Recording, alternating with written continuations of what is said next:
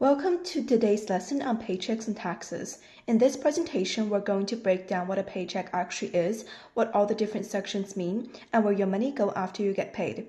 This is an important topic because most people will start earning income at some point in their lives, and understanding how paychecks and taxes work help you make smarter financial decisions.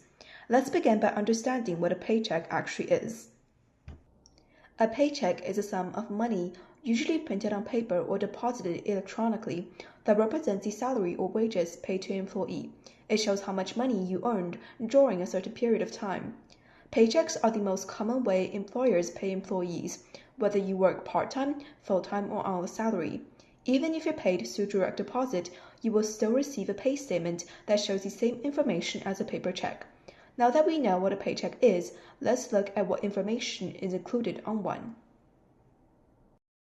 The first major section of a paycheck is identification information.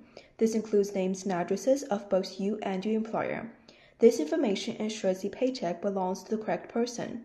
Another important part is the pay date, which is the exact date you receive your money. The pay period tells you the range of dates that the paycheck covers. This period is usually 1 to 2 weeks before the pay date, depending on how often you are paid. Common pay periods include weekly, bi-weekly, semi-monthly, which means twice a month on fixed dates, and monthly. Understanding your pay period helps you track how many hours you worked and plan your budget. Now that we've covered the basic information, let's move on to how much money you actually earn. Gross pay is the total amount of money earned during a pay period before any deductions are taken off. This can include base salary or hourly wages, overtime pay, and bonuses. Gross pay is often used in salary negotiations and by employers when budgeting for a payroll. For example, if an employee earns $1,000 in wages and receives a $100 bonus, their gross pay is $1,100. However, this is not the amount you actually receive. Net pay is the final amount of money you take home after all deductions are removed. This is the number that actually gets deposited into your bank account. Using the same example, if $200 is deducted from the $1,100 gross pay, the net pay would be $900. Simply put, gross pay minus deductions equals net pay. Now let's take a closer look at what those deductions are. Deductions are amounts taken out of your gross pay. There are two main types: mandatory deductions, which everyone must pay, such as income taxes, payroll taxes, and other mandatory contributions.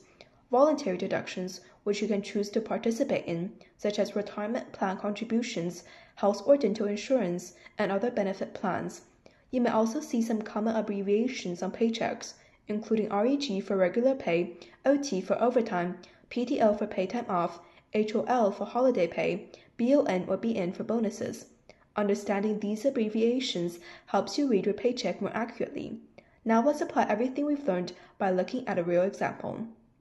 This slide shows a sample paycheck with all the sections we just discussed. You can see employee information at the top, gross income listed clearly, itemized deductions such as federal tax and other contributions, net income at the bottom.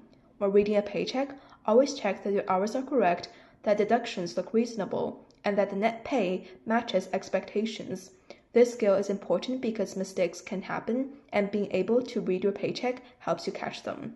Now let's answer a common question. Where does all this deducted money go? On average, almost 31% of an individual's paycheck is deducted. For most people, taxes are the largest expense they will ever have, even more than rent or food over time. Although it may feel frustrating to see so much money deducted, these funds play a major role in supporting society as a whole. This leads us to the purpose of taxes. Taxes provide the government with the revenue it needs to function and support citizens.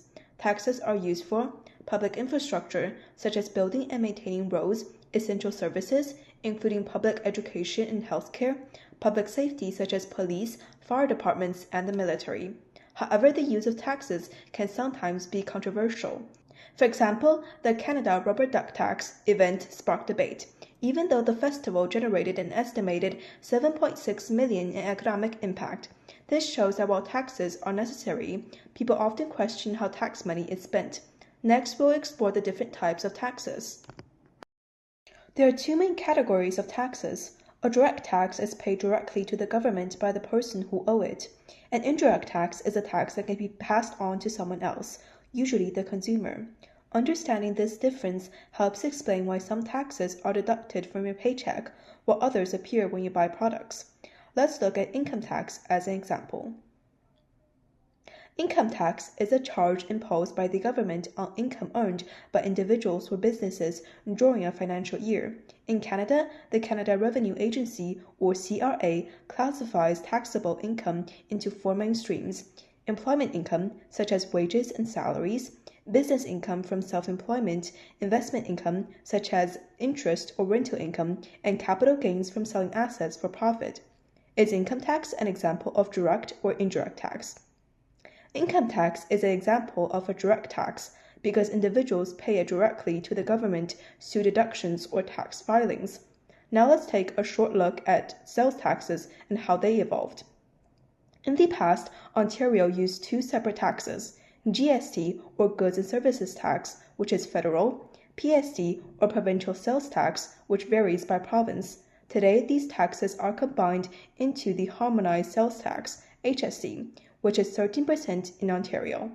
HST simplifies the tax system by eliminating the need to send taxes to two different governments. Is HST an example of direct or indirect tax? HST is an example of an indirect tax because businesses collect it, but the final consumer pays it. Let's visualize how indirect tax works. This diagram shows the supply chain from raw materials to the final consumer.